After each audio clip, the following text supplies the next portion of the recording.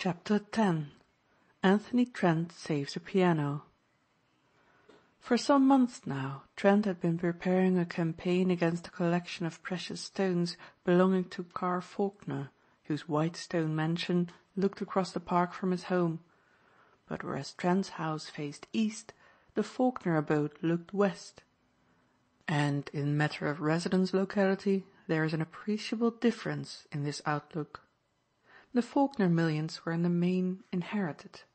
There was a conservative banking house on Broad Street bearing the Faulkner name, but it did not look for new business and found its principal work in guarding the vast Faulkner fortune. Faulkner's first wife had been a collector of pearls, those modest stones whose assembled value is always worth the criminal's attention. The second wife, a young woman of less aristocratic stock, eschewed pearls, holding the theory that each one was a tear. She wanted flashing stones which advertised their value more ostentatiously. Trent had seen her at the opera and marked her down as a profitable client. It was because Trent worked so carefully that he made so few mistakes. He had no friends to ask him leading questions and gossip about his mode of life. He'd been half a year collecting information about the Carr Faulkners, the style in which they lived, the intimate friends they had, and 100 little details which a careful professional must know before he can hope to make a success. The system of burglar alarm installed in the mansion was an elaborate one, but he was not unskilled in matters of this sort. For 3 months he had worked in the shop where they were made, and his general inborn mechanical skill had been aided by conscientious study. Attention to detail had saved him more than once, and is an aid to be counted on more than luck. Yet it was sheer, blind, kindly, garrulous luck that finally took Trent unsuspected into the Carr Faulkner mansion. Riding up Madison Avenue in a trolley car late one afternoon, he overheard one of the Faulkners' maids discussing the family. One of the girls had knocked over a vase of cut flowers which stood on a grand piano in Mrs. Carr Faulkner's boudoir, and the water had leaked through onto the wire and wood, doing some little damage. "She was madder'n a wet hen," said the girl. "Them things cost a lot of money," her companion commented, "and that was inlaid like all the other things in the room. Gee, the way Mr. Faulkner spends the money on her is a crime." "Second wives have a kinch," said the first girl, sneering. "From all I hear, the first was a perfect lady and kind to the maids, but this one is downright ordinary. You should have heard what she said about me over the phone when she told the piano people to send a tuner up, and me standing there. Said I was clumsy and stupid and a lovesick fool. I could tell something about lovesick fools if I wanted to, and she knows it." Her friend cautioned her. "Be careful," she whispered. "You may want to lose your job, but I don't. Don't talk so loud." It was hardly 5 o'clock. Anthony Trent left the car and started for a telephone booth. He went methodically through the lists of the better-known piano makers. There was one firm whose high-priced instrument was frequently encased in rare woods for especially furnished rooms. "This is Mr. Carr Faulkner's secretary speaking," he began when the number was given to him. "Have you been instructed to see about a piano here?" "We're sending a man right away," he was told.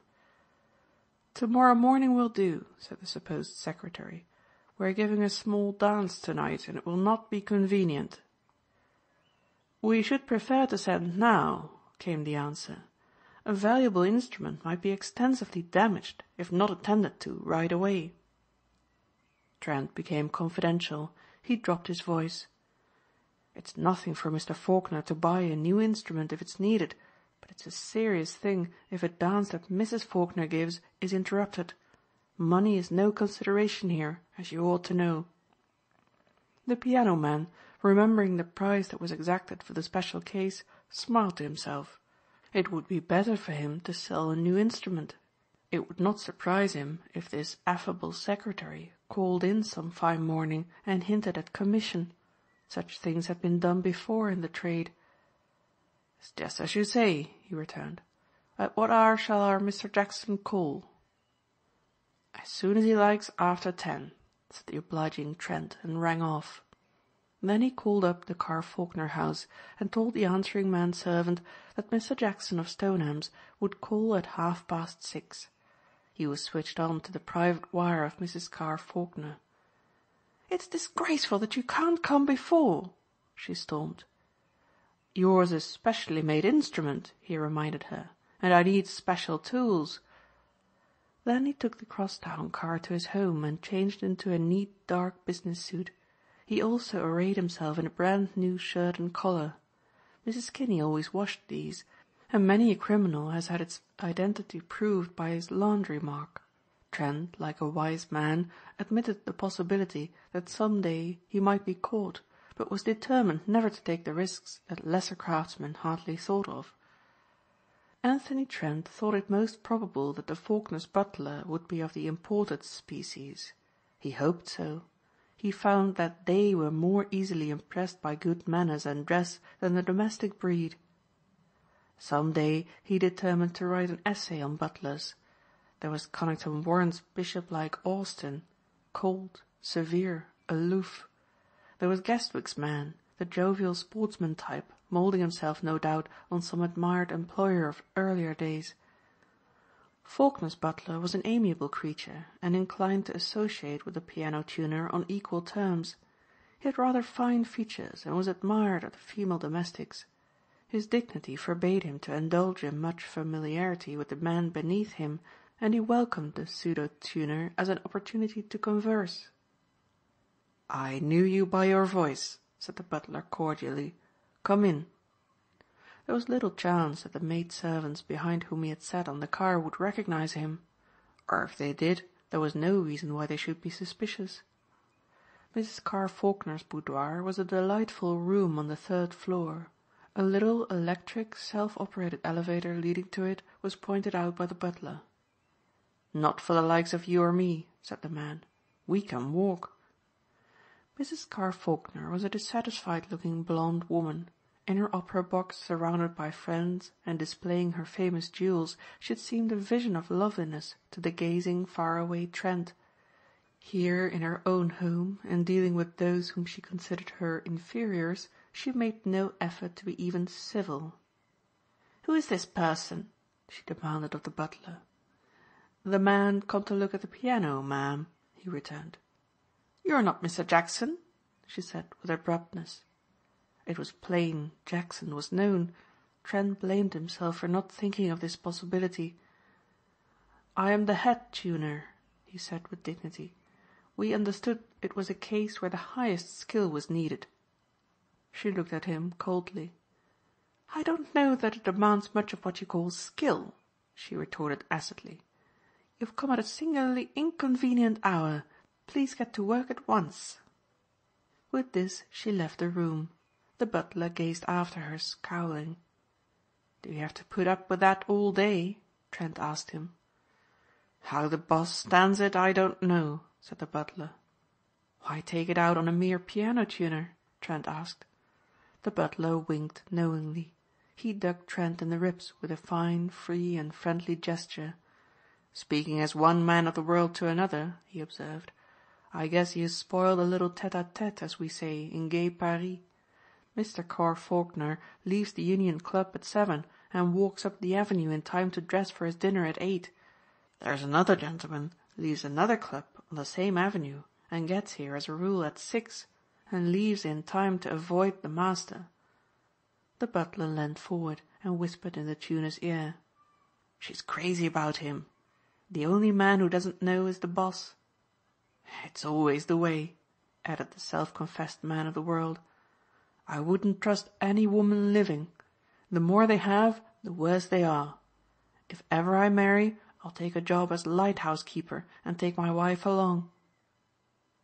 "Will they come in here?" Trent asked anxiously. He wanted the opportunity to do his own work while the family dined, and he did not want to be seen by an unnecessary person. He disliked taking even 1,000,000 to 1 shot. The cynical butler interpreted his interest differently. "You won't understand a word of what they're saying. They talk in French. She was at school in Lausanne, and he's a French count, or says he is. I've made a mistake in scorning foreign languages," the butler admitted. I'd give a lot to know what they talk about." He was not to know that Trent knew French moderately well. Left to himself, Trent called to mind the actions of a piano tuner. He had often watched his own grand being tuned. When Mrs. Carr Faulkner came into the room, she beheld an earnest young man delving among the piano's depths. She was interested in no man but Jules d'Auquier, who filled her heart and emptied her purse. "Is the thing much damaged?" she asked presently. "I think not," he replied. "Then you need not stay long?" "I shall go as soon as possible," he said. She sank into a deep chair and thought of Jules, and there came to her face a softer, happier look. The butler's talk Trent dismissed as mere servants' gossip. Of Carr Faulkner he knew nothing except that he was years older than his wife. He was probably a wealthy roué who had coveted this beautiful woman and bought her in marriage. In high society it was often that way, he mused. Family coercion, perhaps, or the need to aid impoverished parents, was being done every day. This man of whom the butler spoke was probably her own age. Since the Stone Age this domestic intrigue must have been going on. He touched the keyboard, pianissimo at first, and then growing bolder plunged into the glorious Liebestod. It was not the sort of thing Mr. Jackson would have done, but then Anthony Trent was a head tuner, as it explained. He watched the woman's face to see into what mood the music would lead her. He was speedily to find out. "Stop," she commanded, and rising to her feet came to his side. "Why do you do that?" "I must try it," he answered a little sheepishly. "We always have to test an instrument." "But to play the Liebestod," she said severely. "I've heard them all play it. Bauer, Borwick, Granger, d'Albert and Hoffman, and you dare to try? It was impertinent of you. Of course if you must play, just play those chords tuners always use." Trent admitted afterwards he had never been more angry or felt more insulted in his life. He had not for a moment supposed this butterfly woman even knew the name of what he played. "I won't offend again," he said, with what he hoped was a sarcastic inflection. She answered never a word. She seemed to be listening. Trent heard a sound that might have been the opening of the elevator door. Then came hurried steps along the hall, and Jules d'Auquier entered. He was dark to the point of swarthiness, tall and graceful. His rather small head reminded Trent of a snake's. As a man who knew men, Trent determined that the newcomer was dangerous. The look that he threw across the room to the intruder was not pleasant. He spoke very quickly in French. "Who is this?" he demanded. "No one who matters," she answered in the same tongue. "But what is the pig doing here at this hour?" he asked. "Repairing the piano," she told him. "A poor tuner, I imagine, for the reason that he plays so well. I had to stop him when he began the Liebestod. It affects me too much. That was being played when you first looked into my eyes, dear one." "Send him away," the man commanded. "But that would look suspicious," she declared. Trent noticed that Jules did not respond to the affection which was in the woman's tone. "You should not telephone to me at the club," he said as he took a seat at her side. "I am only a temporary member and do not want to embarrass my sponsor." "But you were so cruel to me yesterday," she murmured. "Cruel?" he repeated, and turned his cold, snake eyes on her, eyes that could, when he willed it, glow with fire and passion. "Who is the crueler, you or I?" "What do you mean?" she cried almost tearfully. "You know I love you." "And yet when I ask you to do a favor which is easily within your power to perform, you refuse. I must have money, that you know." "It is always money now," she complained. "You no longer say that you love me." "How can I when my creditors bark at my heels like hungry dogs? Unless I pay by tomorrow it is finished. You and I see one another no more, that is certain." He looked at her in annoyed surprise when she suddenly smiled. He watched her with an even greater interest than the man gazing from behind the piano. From an escritoire she took a package wrapped in lavender paper. This she placed in the pocket of the coat that he had thrown across a chair.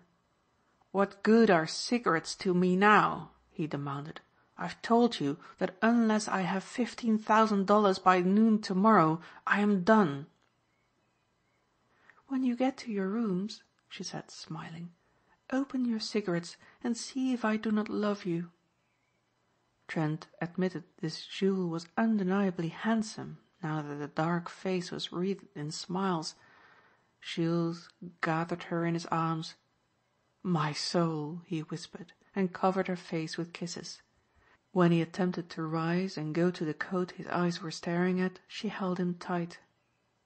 "I got 20,000 from him," she said.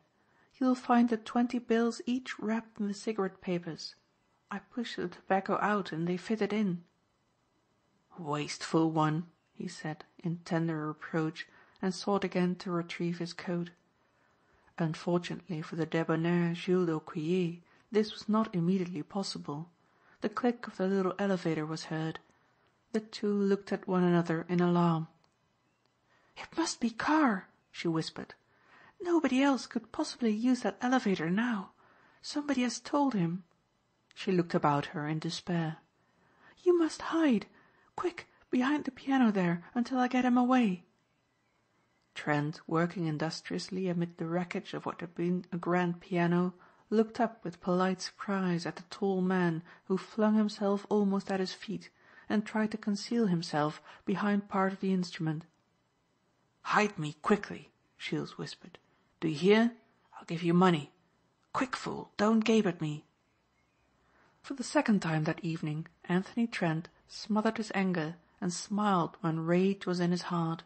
And he did so for the second time, not because he was conscious of fear, but because he saw himself suitably rewarded for his efforts. He felt a note thrust into his hand, but this was not the reward he looked for. He was arranging the piano debris around the prostrate Jules when there was a knock on the door and Carr Faulkner entered.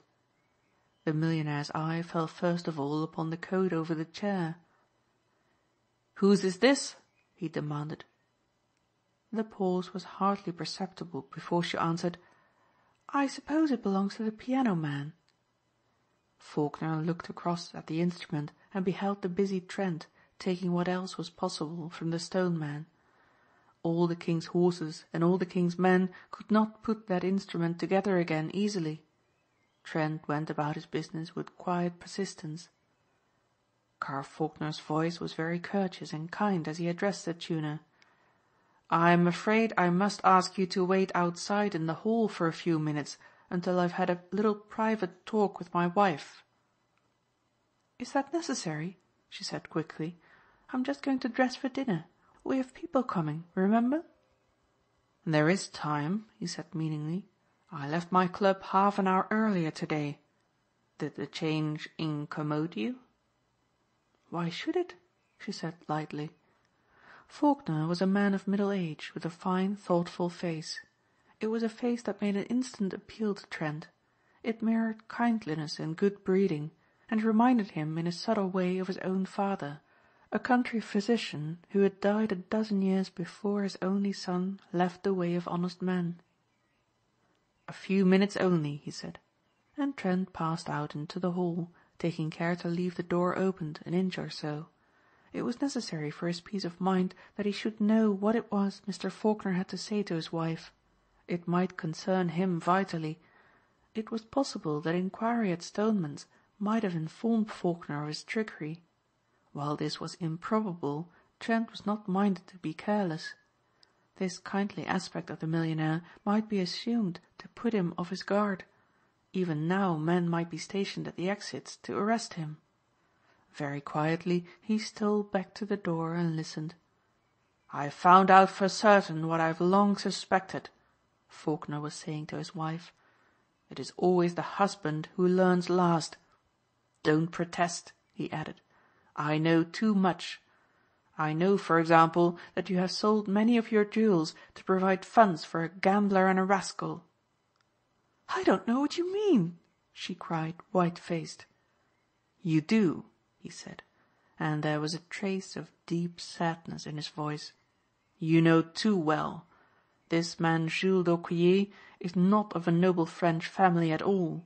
He is a French Canadian and was formerly a valet to an English officer of title at Ottawa. It was there he picked up this smattering of knowledge which has made it easy to fool the unsuspecting."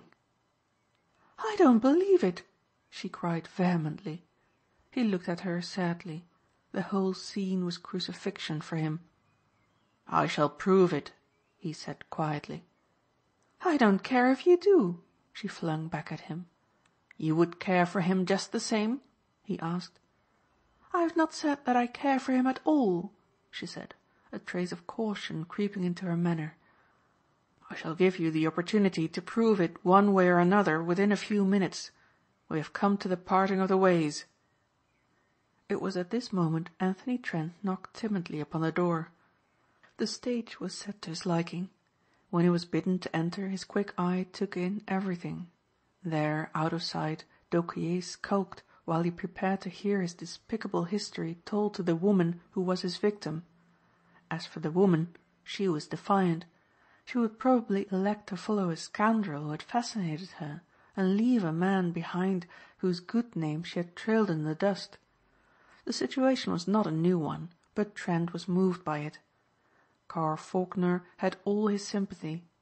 He registered a vow, if ever he met d'Aucquier, or whatever his name might be, to exact a punishment.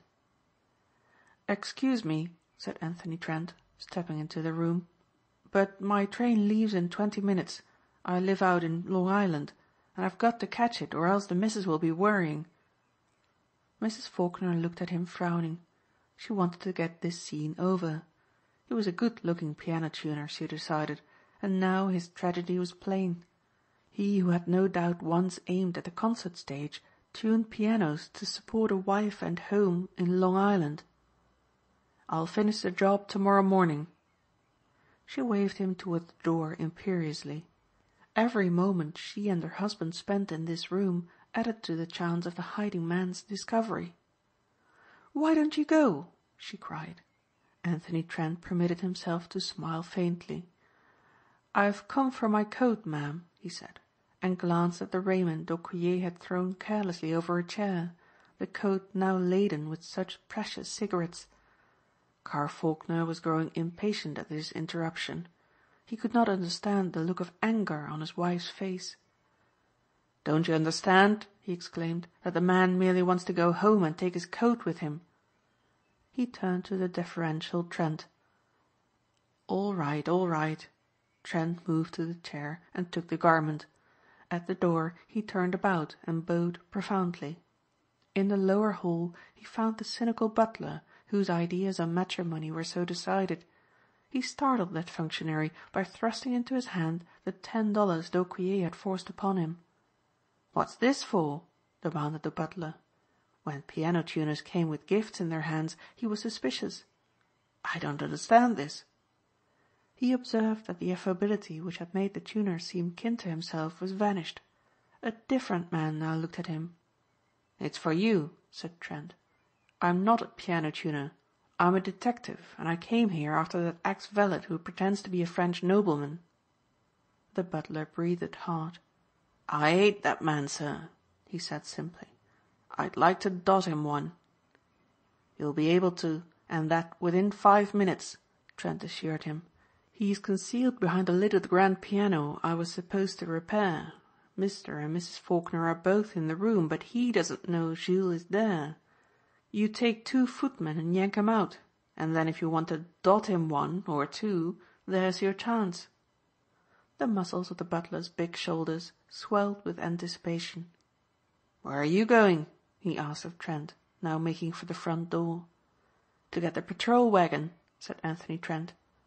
"How long will you be?" asked the man. "I shall be back in no time," Trent answered cryptically. Arrived in his quiet rooms he undid the box of cigarettes. At first he thought he had been fooled, for the top layer of cigarettes were tobacco-filled and normal.